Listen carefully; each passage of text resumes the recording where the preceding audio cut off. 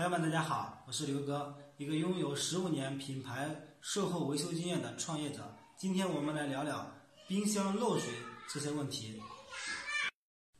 大家来看看这种双开门的冰箱，这种冰箱呢，它结构非常的简单，没有那么多的电路，并且呢价格低廉。这种控温呢，它是机械控温的，这个是控制器，调节冰箱是冷藏室温度的。这个停机和启动呢，全靠这个旋钮来控制的。那这种冰箱呢，它市场保有量还是非常大的，因为它比较便宜。我们很多时候在使用冰箱的时候会发现，这冰箱的底部呢会有很多的积水。很多朋友发现有积水了之后呢，拿抹布把它擦干净就好了。结果隔几天呢，它又有积水了。但是只是一味的擦呢，不能根本解决问题。今天呢，咱们来看看这个水它到底是从哪里来的。大家看这个地方，这个是冰箱，这个是那个冷藏室里面产生冷气的地方，这里面有蒸发管。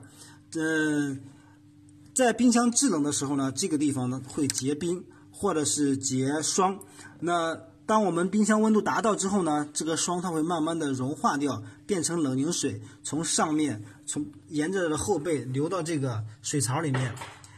最终呢，经过这个水口排到那个我们冰箱底部有一个蒸发盒，排到那里面。如果我们长时间不去保养我们的冰箱的话呢，这个水口它会堵住，我们的水它无法正常的排出，就造成这个水从上面满了之后呢，一直流到这个冰箱的底部，最终流到冰箱的门外边。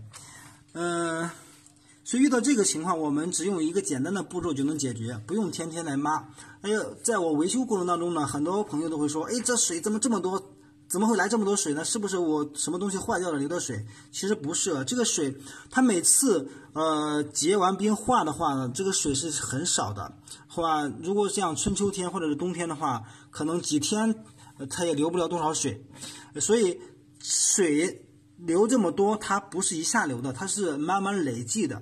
当我们发现冰箱呢有积水的时候呢，我们也不用急，也不用天天抹，先把它清理干净，然后找一根像这样的电线或者是铁丝，把这个头系这个地方呢给它弯一下，直接呢塞到这个洞里面，这样来回的捅几下。那我们捅完之后呢，可以倒一点水倒进去试一下，看看能不能正常流出。如果不能的话，我们就继续捅，多捅几次。95%这个漏水的故障呢，都能这样的解决掉。好了，朋友们，你学会了吗？今天的视频就拍到这里。